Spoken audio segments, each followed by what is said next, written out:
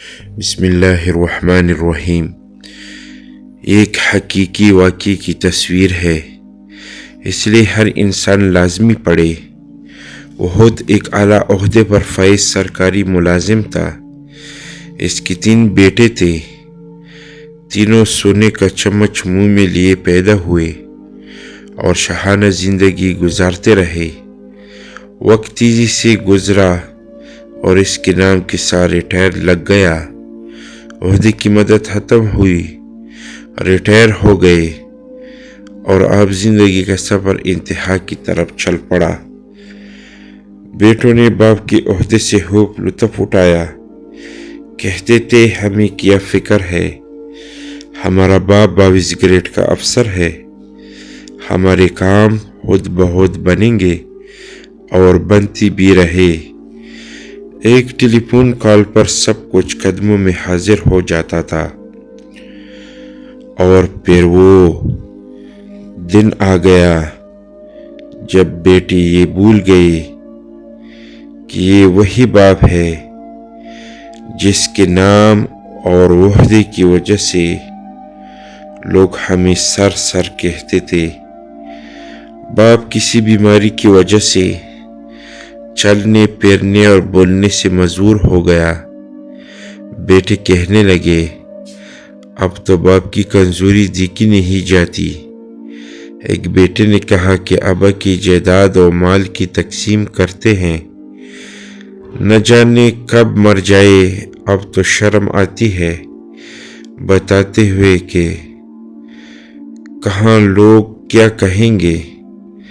جب دوست آتے تھے سامنے یہ بڑا پڑا ہوتا ہے، چلو ایک نوکر مستقل ان کے ساتھ رہنے کے لیے رکھ لیتے ہیں جو ان کا خیال رکھے، 20,000 ماہانہ دے دیں گے۔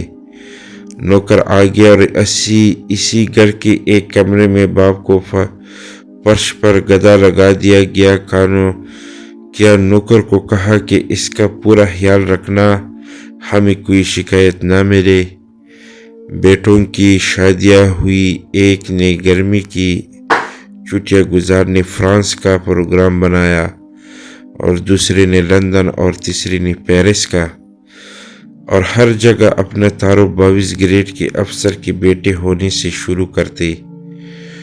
نوکر کو تائید کی کہ ہماری 3 ماہ بعد واپسی ہوگی، تم بابا کا پورا خیال رکھنا اور وقت پر کھانا دینا۔ جی اچھا صاحب جی۔ سب چلے گئے۔ وہ باپ اکیلا گھر کے کمرے میں لیٹا سانس لیتا رہا، نہ چل سکتا تھا، نہ خود سے کچھ مانگ سکتا تھا۔ نوکر گھر کو تالا لگا کر بازار سے بریڈ لینے گیا تو اس کا ایکسیڈنٹ ہو گیا۔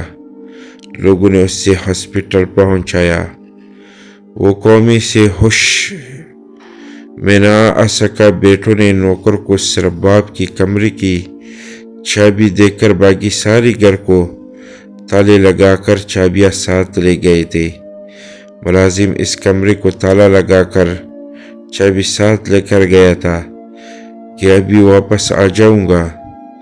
اب بوڑھا ریٹائر سرکاری افسر کمرے میں لاک ہو چکا تھا اور وہ چل پھر نہیں سکتا تھا، کسی کو آواز نہیں دے سکتا تھا۔ لہٰذا 3 ماہ بعد جب بیٹے واپس آئے اور تالا توڑ کر کمرہ کھولا گیا تو لاش کی حالت وہ ہو چکی تھی جو تصویر میں دکھائی دے رہی ہے۔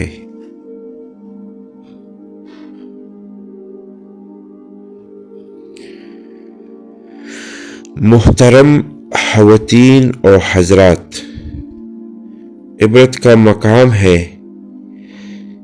یہ واقعہ۔ ہم کسی طرح اپنے اولاد کے لیے حلال اور حرام کی پرواہ کیے بغیر ان کا مستقبل سنوارنے کے لیے تن من دن کپاتے ہیں اور زیادہ سے زیادہ دولت جائیدادیں بنا کر ان کا مستقبل محفوظ کرنے کی کوشش کرتے ہیں اور سوچتے ہیں کہ یہ اولاد کل بڑھاپے میں میری خدمت کرے گی۔